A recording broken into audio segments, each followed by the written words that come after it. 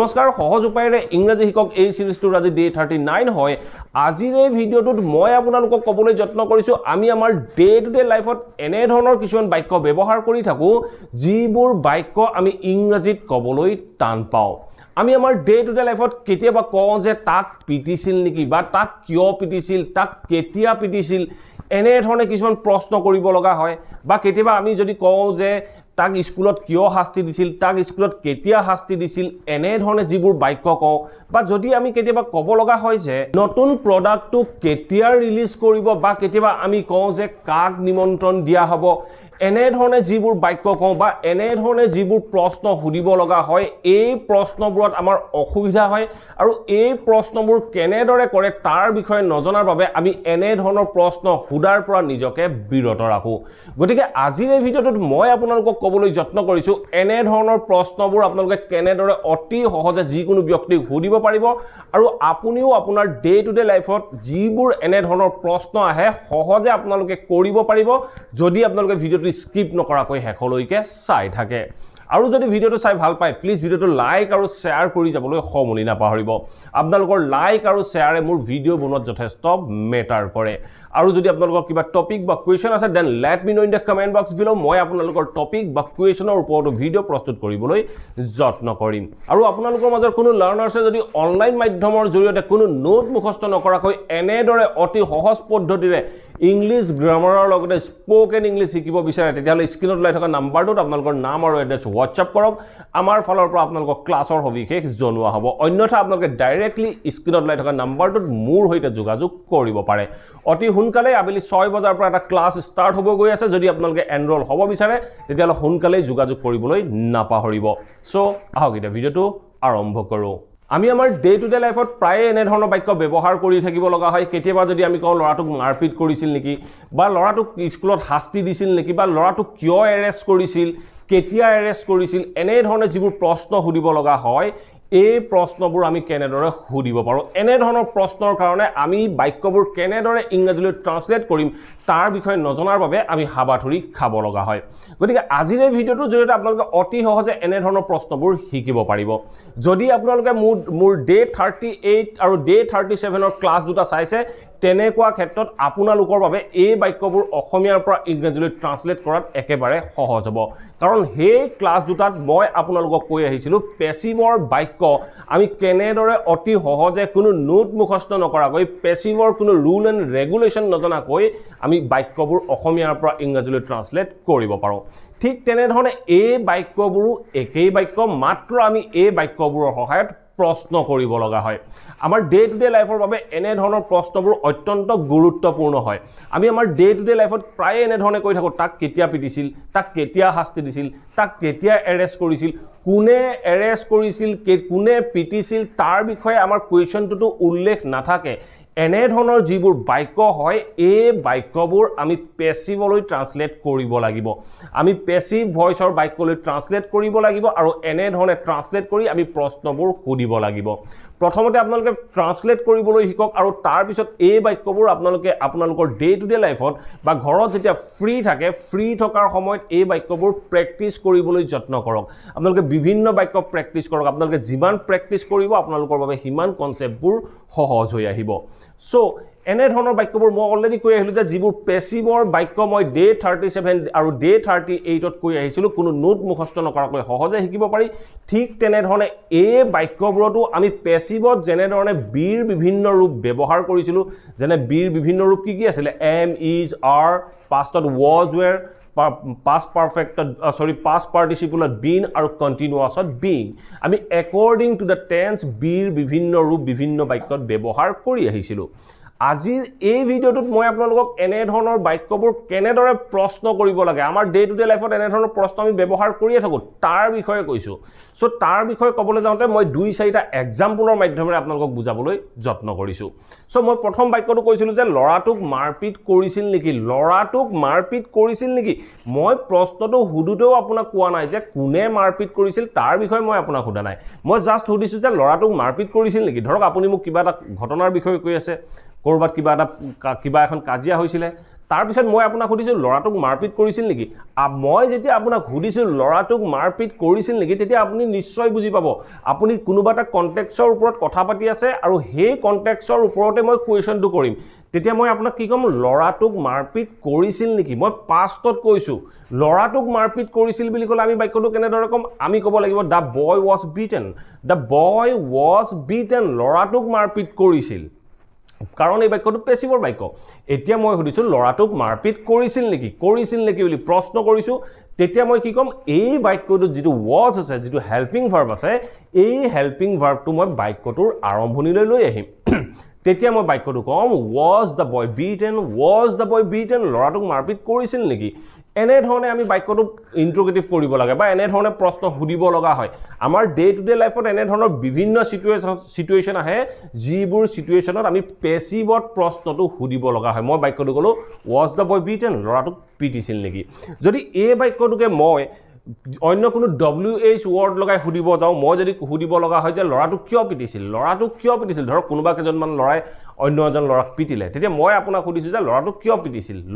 কিয় পিটিছিল কোনে পিটিছিল তাৰ বিষয়ে মই জানিবলৈ যত্ন কৰা নাই লৰাটোক কিয় পিটা হল কিয় পিটিছিল তাৰ বিষয়ে সুধিছো তেতিয়া মই বাক্যটো যেটো WH ওয়াৰ্ড দৰকাৰ হ'ব তাক মই বাক্যটোৰ আৰম্ভণিত ব্যৱহাৰ কৰি দিলে আমাৰ বাক্যটো ইন্ট্ৰোগেটিভ হৈ পৰিব তেতিয়া মই বাক্যটো কম why was the boy beaten লৰাটো কিয় পিটিছিল এনে ধৰণে আপোনালোকে প্ৰশ্ন কৰিবলৈ যত্ন কৰক পেছিভৰ বাক্য যদি ডে 37 ডে 38 ত শিকিব পাৰিলে যদি নাই পৰা সেই ভিডিও দুটা ৰিপিট কৰি চাওক আপোনালোকে যিমান চাব যিমান প্ৰেক্টিস কৰিব আপোনালোকৰ বাবে সিমান সহজ হ'ব ঠিক আছে নেক্সট এটা বাক্য চাও নেক্সট বাক্যটো চাও কি কৈছে তেওঁ গ্ৰামাঞ্চলত পোষ্ট কৰিছিল নেকি এই বাক্যটো চাওক এই বাক্যটোত মই কোনে পোষ্ট কৰিছিল তাৰ বিষয়ে সোধা নাই মই বাক্যটো প্ৰেছিভতে প্ৰশ্ন কৰিছো পেছিভ সেন্টেন্সত মই বাক্যটো প্ৰশ্ন কৰিছো তেওঁ গ্ৰামাঞ্চলত পোষ্ট কৰিছিল নেকি কোনে পোষ্ট কৰিছিল তাৰ বিষয়ে উল্লেখ নাই আপুনি যদি বাক্যটো পেছিভত এফাৰ্মেটিভ সেন্টেন্সত ক'ব যায় তেতিয়া আপুনি ক'ব পাৰে যে he was posted in a rural area তাক এটা rural এৰিয়াত পোষ্ট কৰিছিল মই প্ৰশ্ন কৰিছিল নেকি লৰাটোক বা তেখেতক rural এৰিয়াত বা গ্ৰামাঞ্চলত পোষ্ট কৰিছিল নেকি তেতিয়া মই was টো আগলৈ লৈ আহিম তেতিয়া মই বাক্যটো কম was he posted in a rural area তাক এটা rural এৰিয়াত পোষ্ট কৰিছিল নেকি ঠিক আছে নেক্সট সেন্টেন্স চাওক এই বাক্যটোতে যদি মই এনে ধৰণে কওঁ তাক কেতিয়া rural এৰিয়াত পোষ্ট কৰিছিল মই এটা বাক্যটোত কেতিয়া ওয়াৰ্ডটো লগাই দিছো যিটো WH ওয়াৰ্ড দৰকাৰ হয় সেই WH ওয়াৰ্ডটো আপুনি বাক্যটোৰ আৰম্ভণিত ব্যৱহাৰ কৰিলে হৈ যাব সো তেতিয়া মই বাক্যটো কি কম when was he posted in a rural area তাক কেতিয়া এটা rural এৰিয়াত পোষ্ট কৰা হৈছিল ঠিক আছে অন্য কিছুমান एग्जांपल মই আপোনালোকৰ বাবে লৈ আহিছো এই एग्जांपल কেটা চাওক এই एग्जांपल কেটাৰ সহায়ত সহজে বুজিব পাৰিব সো ফাৰ্স্ট সেন্টেন্স কি কৈছে when was the book published এই বাক্যটোৰ অৰ্থ কি হ'ল কিতাপখন কেতিয়া ৰিলিজ দিছিল কোনে দিছিল তাৰ বিষয়ে কোৱা নাই এনে ধৰণৰ প্ৰশ্ন আমি আমাৰ ডে টু ডে লাইফত অসমীয়া ভাষাত কৰিয়ে থাকো when was the book published কিতাপখন কেতিয়া ৰিলিজ কৰিছিল ঠিক তেনে ধৰণে আমি কেতিয়াবা কওঁ when was the school established স্কুলখন কেতিয়া এস্টাবলিশ কৰিছিল এনে ধৰণৰ বাক্য ঠিক আছে নেক্সট এটা বাক্য চাওক নেক্সট বাক্যটো কি কৈছে where was he found তাক ক'ত পাইছিল ধৰ কোনোবা এটা লৰা হেৰাই আছিল তাক বিচাৰি পালে তেতিয়া মই আপোনাক সুধিছো where was he found তাক ক'ত বিচাৰি পালে বুলি কওঁতে মই বাক্যটো কলো where was he found তাক ক'ত বিচাৰি পালে ঠিক আছে নেক্সট বাক্যটো চাওক নেক্সট বাক্যটো কি কৈছে why was he punished at school তাক স্কুলত কিয় শাস্তি দিছিল বুলি কোনে মই বাক্যটো কলো why was he punished at school তাক স্কুলত কিয় শাস্তি দিছিল কোনে শাস্তি দিছিল আমি বুজিবলৈ বাকি নাথাকে আমি এনে ধৰণৰ বাক্য কলে ডেফিনেটলি বুজি পাওঁ স্কুলত টিচাৰে শাস্তি দিব তেতিয়া মই বাক্যটো কৈছো why was he punished at school তাক স্কুলত কিয় শাস্তি দিছিল ঠিক আছে নেক্সট এটা বাক্য চাওক নেক্সট বাক্যটো চাওক কি কৈছে চিঠিখন ফৰৱাৰ্ড কৰা হৈছে নেকি এনে ধৰণৰ বাক্য আমি আমাৰ ডে টু ডে লাইফত কওঁ চিঠিখন ফৰৱাৰ্ড কৰা হৈছে নেকি আমি এনে ধৰণৰ বাক্য প্ৰেজেন্ট পাৰফেক্টত কওঁ যেতিয়া আমি এনে ধৰণৰ বাক্যবোৰ প্ৰেজেন্ট পাৰফেক্টত ক'বলৈ যাম তেতিয়া আমি has been have been বাক্যটোত ব্যৱহাৰ কৰিব লাগিব তেতিয়া আমি বাক্যটো কি কম চিঠিখন ফৰৱাৰ্ড কৰা হ'ল বুলি ধৰক কৰা হ'ল বুলি কওঁতে আমি বাক্যটো ক'ম the letter has been forwarded the letter has been forwarded চিঠিখন ফৰৱাৰ্ড কৰা হ'ল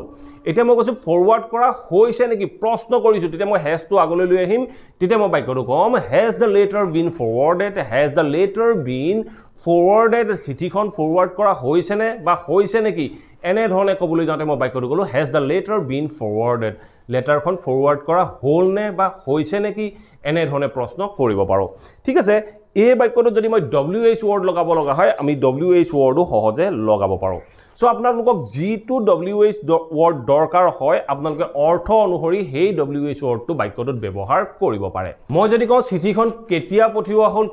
পঠিওৱা হ'ল বুলি কওঁতে মই কেতিয়াৰ কাৰণে when ব্যৱহাৰ কৰিম তেতিয়া মই বাক্যটোৰ আৰম্ভণিত when লগাই মই বাক্যটো কমপ্লিট কৰিম মই তেতিয়া ক'ম when has the letter been forwarded when has the letter been forwarded চিঠিখন কেতিয়া ফৰৱাৰ্ড কৰা হ'ল এনেধৰণে আমি বিভিন্ন বাক্য ক'ব পাৰোঁ আমি এনেধৰণৰ বাক্য আৰু এটা এক্সাম্পল আপোনালোকক দি দিবলৈ যত্ন কৰোঁ আপোনালোকে যাতে ভালদৰে বুজিব পাৰে মই যদি এটা বাক্য কওঁ যে when has the injured person been sent to hospital এই বাক্যটো কি ক'লে when has the injured person been sent to hospital injured মানুহজনক কেতিয়া হস্পিটেললৈ পঠিওৱা হ'ল কেতিয়া হস্পিটেললৈ পঠিওৱা হ'ল বুলি প্ৰশ্ন কৰোঁতে মই বাক্যটো ক'লোঁ when has the injured person been sent to hospital এনেধৰণে has been have been যিকোনো বাক্য হওক যিকোনো বাক্যৰ আমি প্ৰশ্ন কৰিব পাৰোঁ এটা সব আমি ফিউচাৰৰ দুই তিনিটা বাক্য যাতে আপোনালোকে এনেধৰণৰ বাক্যবোৰ আপোনালোকৰ ডে টু ডে লাইফত ব্যৱহাৰ কৰিব পাৰে so first sentence of future first sentence কি কৈছে অহা মাহত নতুন সামগ্ৰীবোৰৰ মুকলি কৰা হ'বনে বা উদ্বোধনী কৰা হ'বনে এনেধৰণৰ প্ৰশ্নও আমি আমাৰ ডে টু ডে লাইফত কওঁ সো মই বাক্যটো কি ক'লো অহা মাহত নতুন সামগ্ৰীবোৰ বা নতুন বস্তুবোৰ মুকলি কৰা হ'বনে বা ৰিলিজ কৰা হ'বনে এনেধৰণৰ যিবোৰ বাক্য কওঁ এনেধৰণৰ বাক্যবোৰ আমি ফিউচাৰত ক'ব লাগিব আৰু এই বাক্যটো ফিউচাৰৰ পেছিভলৈ যাব ফিউচাৰত কি লাগে উইল বি হ'ব তেতিয়া আমি বাক্যটো কেনেদৰে অসমীয়াৰ পৰা ইংৰাজীলৈ ট্ৰান্সলেট কৰিব পাৰোঁ মই বাক্যটো প্ৰশ্ন কৰিছোঁ প্ৰথমতে আপুনি ধৰি লওক বাক্যটো অহা মাহত নতুন সামগ্ৰী মুকলি কৰা হ'ব The নতুন সামগ্ৰী বুলি কওঁতে আপুনি কি ক'ব পাৰে the new products will be released next month the new products will be released next month নতুন সামগ্ৰীবোৰ অহা মাহত ৰিলিজ কৰা হ'ব মই এটা হ'বনে বুলি প্ৰশ্ন কৰিছোঁ will টো আপুনি simply বাক্যটোৰ আৰম্ভণিত কওক তেতিয়া আপুনি বাক্যটো ক'ব পাৰে will the new products be released next month will the new products be released next month অহা মাহত নতুন সামগ্ৰীবোৰ ৰিলিজ কৰা হ'বনে এনেধৰণে যেতিয়া প্ৰশ্ন কৰিবলৈ যাব তেতিয়া আপুনি বি টো বাক্যৰ আৰম্ভণিত ব্যৱহাৰ কৰিব ফিউচাৰত হ'লে তেতিয়া আপুনি বাক্যটো ক'লে যে will the new products be released next month এনেধৰণে আপোনালোকে ক'ব পাৰে মই যদি এই বাক্যটো এনেধৰণে প্ৰশ্ন কৰোঁ অহা মাহত এই যিবোৰ সামগ্ৰী হয় এই নতুন সামগ্ৰীবোৰ কোড ৰিলিজ কৰা হ'ব সো কোড ৰিলিজ কৰা হ'ব বুলি কওঁতে কোড বুলি কওঁতে আমি where ব্যৱহাৰ কৰিম তেতিয়া আমি বাক্যটোৰ আৰম্ভণিত where ব্যৱহাৰ কৰিলে আমাৰ বাক্যটো কমপ্লিট হৈ গ'ল তেতিয়া আমি বাক্যটো ক'ব পাৰোঁ where will the new product be released next month where will the new product be released next month অহা মাহত নতুন সামগ্ৰীবোৰ কোড ৰিলিজ কৰা হ'ব এনেধৰণে আমি ক'ব লাগে ঠিক আছে নেক্সট আৰু দুই এটা এক্সাম্পল চাই দিবলৈ যত্ন কৰোঁ আপোনালোকৰ বাবে যাতে সম্পূৰ্ণ কনসেপ্টটো সহজ হৈ পৰে ঠিক আছে নেক্সট বাক্যটো চাওক নেক্সট বাক্যটো কি কৈছে when will the new house be painted when will the new house be painted এই বাক্যটো কি কৈছে when will the new house be painted নতুন ঘৰটো কেতিয়া ৰং কৰা হ'ব কেতিয়া ৰং কৰিব এনেধৰণে প্ৰশ্ন কৰিব লগা হয় সো এনেধৰণে প্ৰশ্ন কৰিবলৈ যাওঁতে মই বাক্যটো ক'লো when will the new house be painted নতুন ঘৰটো কেতিয়া ৰং কৰা হ'ব বা নতুন ঘৰটো কেতিয়া ৰং কৰিব ঠিক আছে নেক্সট বাক্যটো চাওক নেক্সট বাক্যটো কি কৈছে when will he be sent to jail এই বাক্যটো চাওক কি ক'লে when will he be sent to jail তাক কেতিয়া জেললৈ পঠাব তাক কেতিয়া জেললৈ পঠাব বুলি মই প্ৰশ্ন হৰুতে কোনে পঠাব লাগিব বা কোনে পঠাব তাৰ বিষয়ে আপোনালোকে বুজিবলৈ বাকি নাথাকে ডেফিনেটলি পুলিচে পঠাব মই বাক্যটো কৈছো তাক কেতিয়া জেললৈ পঠাব তেতিয়া মই বাক্যটো ক'ব লাগিব when will he be sent to jail তাক কেতিয়া জেললৈ পঠাব ঠিক আছে লাস্ট এটা এক্সাম্পল চাও লাস্ট এক্সাম্পল চাও কি কৈছে who will be invited to the party এই বাক্যটো কৈছে who will be invited কাক নিমন্ত্ৰণ দিয়া হ'ব to the party to লৈ কাক নিমন্ত্ৰণ দিয়া হ'ব বুলি কওঁতে মই বাক্যটো ক'লো who will be invited to the party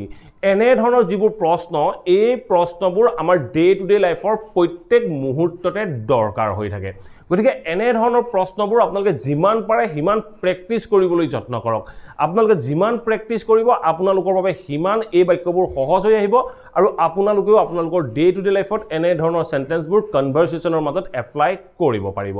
so আশা কৰো এই ভিডিওটো আপোনালোকে নিশ্চয় ভাল পালে যদি ভাল পালে প্লিজ ভিডিওটো লাইক কৰক আৰু সকলোৰে মাজত শেয়াৰ কৰি দিয়ক আৰু যদি চেনেলটো সাবস্ক্ৰাইব কৰা নাই প্লিজ সাবস্ক্ৰাইব কৰি লৈ অল নোটিফিকেশন অন কৰি ল'ব মই আপোনালোকৰ বাবে এনে ধৰণৰ ইংলিশ লাৰ্নিংৰ ভিডিও ৰেগুলাৰ আপলোড দি থাকো আপোনালোকে নোটিফিকেশন পাব আৰু ভিডিওবোৰ চাব পাৰিব thank you for watching this video have a nice day